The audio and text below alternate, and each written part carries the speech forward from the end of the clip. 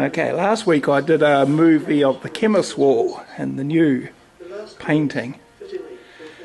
But this is a display in the Bulls Museum about Bess. And Bess was a registered thoroughbred from 1910. And there was loads of horses that went to the Great War, World War I. And I think there was only 4 that came back. So this is a memorial to all those horses. It's a really nice display actually.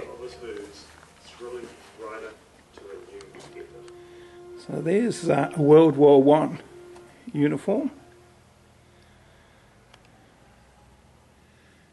with all the bits and pieces.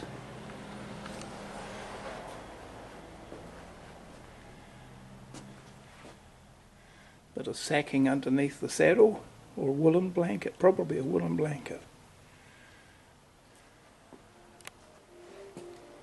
There's quite an amazing bit of art, if you can call it that. One of 4 horses to return.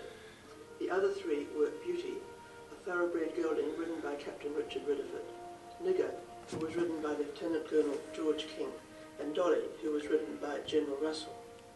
If it wasn't for General Russell, there would be no story about how the 4 horses came home at the end of World War I. For without his influence and position in the army hierarchy, the 4 horses would have been left to their fate in France. Bess was a black thoroughbred foal named Zelma, born at Matapura in South Wairarapa in 1910. Yes, so what a story. So if you want to know, was Saracen and her dam Miss Drury.